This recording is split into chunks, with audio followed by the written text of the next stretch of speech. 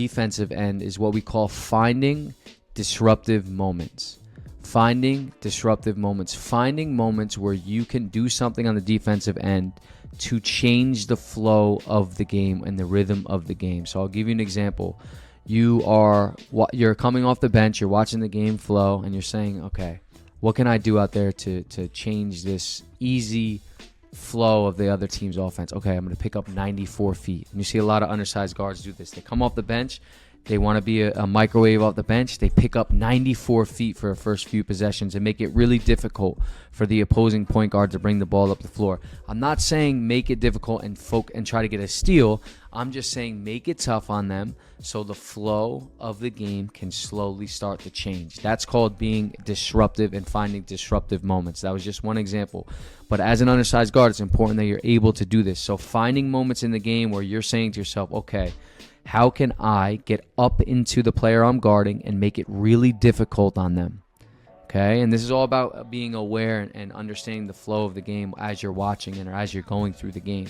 Being disruptive, having the ability to get really up close on the player you're guarding and making it difficult on them, whether that's picking up full court, whether that's just getting into different on-ball schemes and scenarios, turning them in the backcourt, making it hard as they pass over half court, just different situations where you can be as disruptive as possible. And I suggest the easiest way is really just picking the ball up full court, turning them in the backcourt, making it hard on them. All right, so the first thing, again, being as disruptive as possible on the defensive end as an undersized guard is very important, and picking your moments to be disruptive where you're really getting up and playing aggressive on the defensive end is big for y'all. Try it out. All right, now, one really important concept that I think a lot of younger players especially struggle with is holding the basketball for the last shot. Now, this is obviously much more relevant to teams that are playing in games without a shot clock. So if you're in a league that is playing with a shot clock, this might not apply necessarily to you. That's where you'd come more into like 2-for-1 opportunities and holding the basketball for the last shot of the game or of the quarter. But it really applies, like I mentioned, to players who are in situations without a shot clock. Now, this is a high IQ play where you are understanding when you need to hold the basketball for the last shot of the quarter. And what that can look like is, first off, you got to analyze what's happening. So you're aware of the flow of the game. If you are in a situation where your team is up and down, running and gunning, and you're playing well and you're flowing, it's not always the best time to hold the basketball because it really does make it a little more stagnant. But if you're in a situation where, okay, the other team's playing really well, they're flowing, and maybe let's use a tie game as an example. It's a tie game right now. You are the lead guard and you're holding the basketball and you are saying you are not going into the next quarter with this score with us down by 2 or down by 3.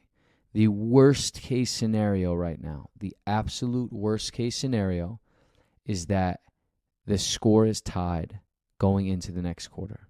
That is the absolute worst case scenario. So no matter what happens, you're either going to be up by 2, it's going to be a tie game, you're up by 2, you're up by 3. That's the only case scenario. And the worst case being it's a tie game. So that means you are holding the ball until the last shot, and we suggest going at 8 seconds on the game clock. So you're holding the ball, maybe you're at the top of the key, clock hits 8, boom, now you're initiating or you're attacking. And what 8 seconds does, it lets you get to the rim, it lets you get into a shot, but it also gives your team the opportunity to get an offensive rebound and a quick putback, or maybe a quick kick out to a shot. And if the other team gets a quick rebound, typically at 8 seconds, they're not going to have enough time to get down the floor and get a good bucket. They might heave it from half court, which we'll live with. So again, holding the ball for the last shot is all about awareness and understanding the flow of the game and then making a decision as the lead guard. Okay, are we holding this or are we going to keep going? Now, the last thing I'll talk about is you should have these conversations with your coach. Understand the philosophy that you guys live by as a team. Do you hold the ball for the last shot, or are you a team that plays through holding the basketball? Are you a team that does 2-for-1, or are you a team that just goes with the flow of the game? So have these conversations with your coach. But again, if you are a player that is controlling the ball and you are the lead guard, this is something that is really important that you should keep in mind. understanding when to hold the ball for the last shot. Let's get it. All right, now when it comes to guarding ball screens as an undersized guard, we're not going to dive into too many details here because all coaches have different philosophies. But what I will say is this: if you are continuously getting clipped on ball screens, one way to really combat this is ball pressure. Overly pressuring the basketball and making it as difficult as possible for the ball handler to come off of the ball screens feeling like they have their own pace, their own rhythm, and their own timing. This is probably the easiest way to do that. Now, your coach is going to come up with different philosophies for you. But again, if you feel like you're in the flow of a game and you are getting clipped and you are struggling on the ball screen, one way to combat that, again, is to pressure the ball early and don't let them just walk up and easily come off ball screens. If you're so worried about the screen, a lot of times you forget that you got to press up and really put pressure on the player with the basketball. Now, there's also an IQ standpoint to this. If you're guarding a player that can't shoot, this is a different situation. If your coach isn't teaching you to go under, or you don't have the right scheme in place, now you got to use your head and say, okay, this player is not really capable of shooting. I'm going to ask my big to jam up, and I'm just going to continuously go under. All right, the IQ thing is really, really detailed. There's a lot going on, but like I said, we're only covering the main thing now, and that is pressure the ball way before the screen or way earlier on the screen and disrupt the ball handler from coming off the screen. Don't allow them to just walk over and simply come off at their own rhythm. You create or change the rhythm from the defensive end by putting pressure on the basketball. So next game, if you feel like you're getting clipped or you're struggling in that ball screen, pick up the ball earlier and really put pressure on the ball handler. Try it out. All right, now we're going to talk about teams that are switching and how to attack different mismatches. So this is going to be a simple video, but I just want to raise some awareness on what this actually means. The very high IQ players understand this simple thing. When there is a switch or you're in a mismatch opportunity, it's not just you and the player in front of you. It's typically you and one of your teammates. So there's two players typically that are in a mismatch opportunity. So I'll give you an example. Ball screen is set. There's some miscommunication and they switch it when they weren't supposed to. Now you're in a position where you feel kind of comfortable on the player guarding you, but you got to analyze the situation because your teammate might be in a better situation. So you have ball screen action, come off of it. Oh, there's a switch, something happened, and now there's a decision to make. You have to analyze this and understand, okay, am I in the mismatch here and am I going to be attacking? Or should I ask my teammate to get into the mid post? I can dribble over and now we can play ISO off of my teammate because they are actually in a better mismatch situation. So this is something that I see a lot of players struggle with, is understanding this concept. The elite guard, you see they come off, they read the mismatch, they'll wave some teammates through, they'll dribble over, and then they'll hit off on one of their teammates who are in a really good mismatch opportunity. Or they get a switch, they recognize it, boom, they bounce their dribble out, and then they attack that switch. Or they'll boomerang it right back to themselves, and they'll attack that switch and that mismatch. So it's all about understanding, okay, if I'm in a mismatch situation, then one of my teammates or two of my teammates are probably also in a mismatch situation. What is the best situation here, and how am I going to attack this situation? The second part of this is hunting a mismatch. So if you are the lead guard and you're at the top of the key and there's a player on the floor that you know really cannot guard the basketball, this is a great opportunity to have your teammates sprint up, set a ball screen with intention for them to switch. And if you can get that switch and now you have someone guarding you who you think you can attack, this is a great opportunity to pull the ball back and get into that isolation situation where you're attacking a mismatch. So again, hunting mismatches are a crucial component to this thing. Understanding who's on the floor, knowing if someone cannot guard the ball, and trying to get them into that switch mismatch situation can give you a really good opportunity to put yourself in scoring opportunities. All right. So again, finding the mismatch, who has the best mismatch, and the second part is hunting a mismatch and attacking the mismatch. Try it out.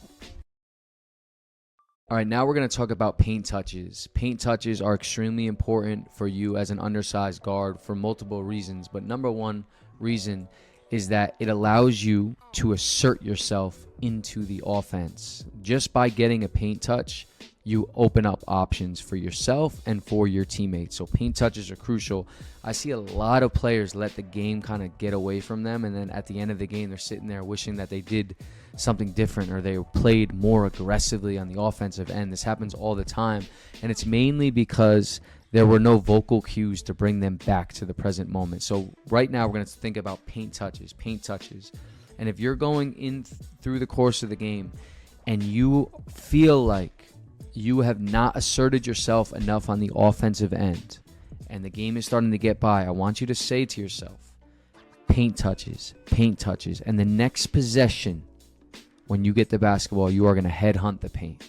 You are going to try to get both feet into the paint, and then you're just going to make a play. What this does, it immediately asserts you and puts you in an aggressive mindset on the offensive end. You get your feet in the paint, you can make something happen. You could score for yourself. You could set up a teammate. A paint touch is a very simple concept, but is a simple way to assert yourself. And obviously, as that hybrid guard, you should constantly be getting your feet in the paint throughout the course of the game anyway. So again, if you feel like the game is getting away from you and you feel like you haven't been assertive enough on the offensive end, say to yourself, this is your cue, paint touch. I'm getting my feet in the paint next possession. You get it, you catch, you rip, you get into the paint. Maybe you're initiating the offense.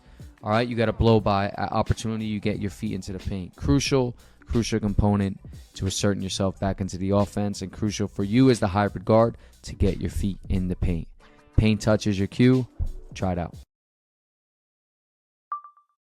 Now, as an effective leader, timeouts are a great moment to really become aware of what is needed and necessary to communicate. Now, depending on your level, you have specific timeouts and moments in the game where you and your teammates are just sitting there without your coach. So picture this, your coaches are in a huddle, they're talking, they're discussing strategy, then they walk over to the bench and they discuss it with you.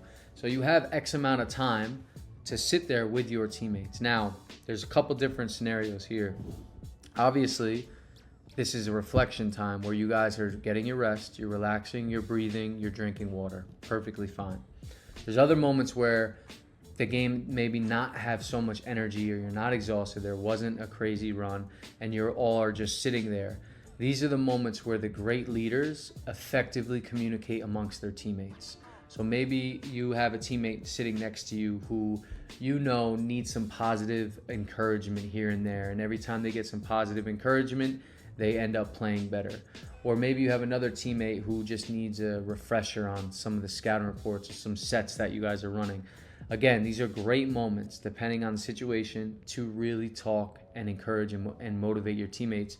But it starts with you becoming conscious and aware that these are great moments for you as a leader. Instead, what we constantly see is we go to games and we see teams sitting there on the bench just waiting for their coach to come and talk to them. And again, there's nothing wrong with that, but it shouldn't happen every single timeout.